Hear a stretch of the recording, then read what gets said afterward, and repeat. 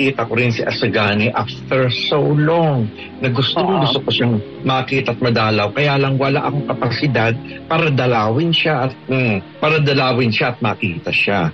Ngayon, nagigilty ako actually kay Asagani because he's one of my best friends. At nung ako'y na-hospitalize nung April 2013 to April 2014, na-hospitalize ng 1 taon sa Manila Doctors Hospital. At si Asagani ay linggo-linggo, 3 beses 1 linggo na dumadalaw sa akin at nagdadala sa akin lagi ng mga aklat. Kaya nakabuo ako ng mga library dahil sa mga aklat na dinala niya. Well, marami ako nabasa pero most of them hindi ko nabasa.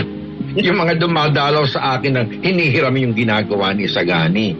So, nakakatuwa si Asagani dahil isa siya sa pinakamatagal kong kaibigan.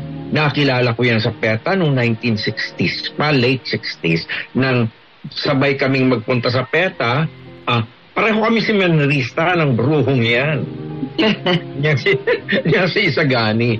Pagkatapos, ang kasyak-syak, nakita kong kung akala ko nung araw mahusay akong magsulat.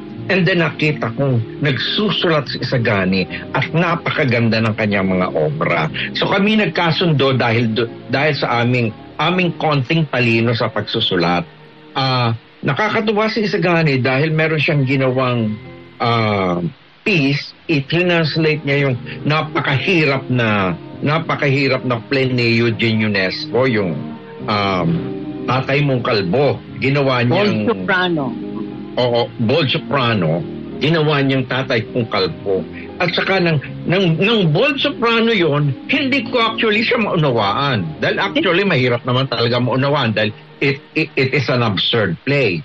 But then, when Asagani translated it into Filipino, nagkaroon ako ng connection sa Bold Soprano. Natuwa ako ron sa Tatay Mong Kalbo. At nang si Asagani nga ay noon ay connected sa FEU, hindi na-connected si Asagani sa education. Ipinudus ko, pinakilala ko ni Asagani kay Rusty Carpio ng FEU at ipinadirect ni Asagani sa akin yung Tatay Mong Kalbo sa FEU. At tuwang-tuwa ako, sabi ko, my God, iiwasan kong makapareho ng absurdist play na ginawa ni Cecile sa PETA, ginawa kong akin at kay Asagani yung